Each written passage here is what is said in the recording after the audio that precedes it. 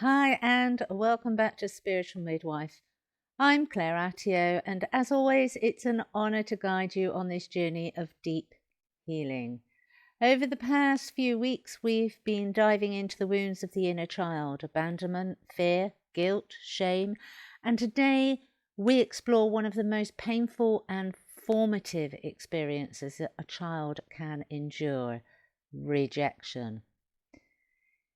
If you've ever felt unworthy, unseen, or struggling with the fear of not being accepted, then this episode is for you. Healing rejection wounds is crucial because they shape how we interact with the world, our relationships, and most importantly, how we view ourselves.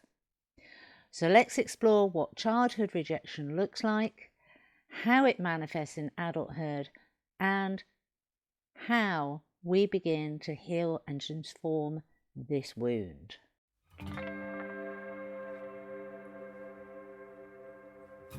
Welcome to Spiritual Midwife, the podcast that tenderly guides you through the transformative journey of spiritual awakening and personal development towards the ultimate destination of soul sovereignty. I'm Claire Attio, a medicine woman and dedicated guide to the profound realm of soul sovereignty, and you are listening to Spiritual Midwife.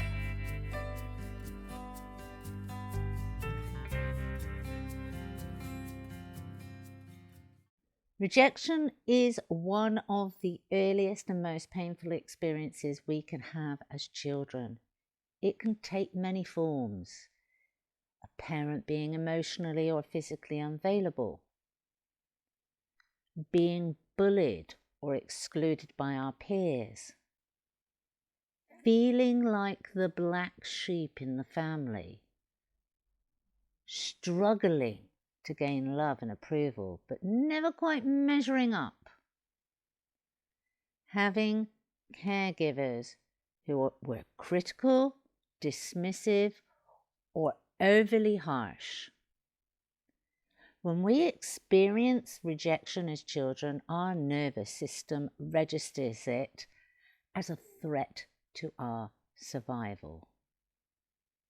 We are wired for connection. So when we feel cast aside, our young minds often interpret this as, I'm not good enough. I'm not lovable. I must change myself to be accepted. And this belief can become deeply embedded in our subconscious, and unless we actively work to heal it, it follows us into adulthood. So let's have a look at how rejection shows up in adulthood. As adults, rejection wounds influence us in subtle yet profound ways. They may manifest as fear of rejection in relationships, becoming overly attached, fearing abandonment, or avoiding deep emotional connections altogether. People-pleasing tendencies, constantly trying to gain approval and acceptance from others. Perfectionism, believing that if we are perfect, we will never be rejected. Self-sabotage. We reject opportunities, love, or success before someone else has the chance to. Oversensitivity or criticism, feeling deeply wounded by even the mildest of feedback, and feeling unworthy, struggling with self-doubt, or a lingering sense of not belonging. And you will have noticed, if you've been listening to the other podcasts, how these same manifestations of character run through most of the aspects within the inner child healing. So there would have been similar ones in shame, there would have been similar ones in fear, there would have been similar ones in abandonment. And you may also have noticed that these core similarities are also the very essence of what makes us us. This is why it's so important. This is why this podcast exists. It's about us healing our essence so that we can step into the world authentically. And these patterns of beliefs can keep us trapped. They prevent us from fully stepping into our power. But here's the truth. Rejection is not a reflection of your worth. It's an invitation for redirection. I'm going to repeat that. Rejection is not a reflection of your worth. It's an invitation for redirection. And that takes us straight into the phrase that I wholeheartedly believe in. Rejection is God's protection. And you can change God for the universe or the divine or whatever your belief system is, but it's just a little phrase that rejection is God's protection. And at first, rejection feels deeply painful, like an open wound that somebody puts salt in or vinegar in. It stings like hell. And it's a pain that you avoid repeating at any cost because it does hurt so much. But as we heal, we begin to see that rejection often removes people, places, and situations that are just not aligned with who we are, our highest good. What seems like a loss is often divine intervention guiding us towards something greater if we can just lift our heads a moment from the pain. Think about the times in your life when rejection hurt the most. Maybe it was a relationship that ended, or a job that you didn't get, a group that excluded you. Look back. Can you see how that rejection was actually steering you towards something better? When we shift our perspective on rejection, we reclaim our power. And instead of asking, why am I not enough? We begin asking, what is this experience teaching me? How is this redirecting me towards something greater? And yeah, the truth is that something greater may not become evident for many weeks, many months, many years. And that's where the trust in ourselves has to come into play. We have to hold that trust, hold that hope, and hold that faith that the universe knows what it's doing. God knows what it's doing. Healing does require inner work.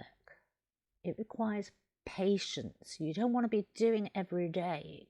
It can get heavy. It can hurt. When we're healing wounds, think about a wound in a hospital. If any of you have ever had an operation, it hurts.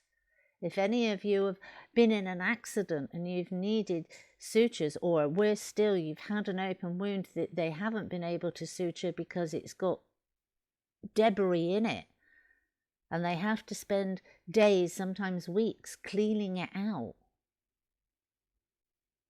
before they're able to suture it. It hurts, it takes time, and it takes a lot of self-compassion. And the best ways of doing that inner healing work is reparenting your inner child.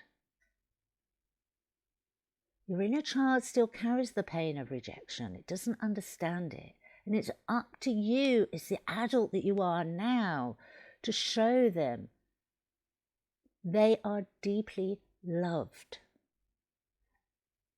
One powerful practice is mirror work.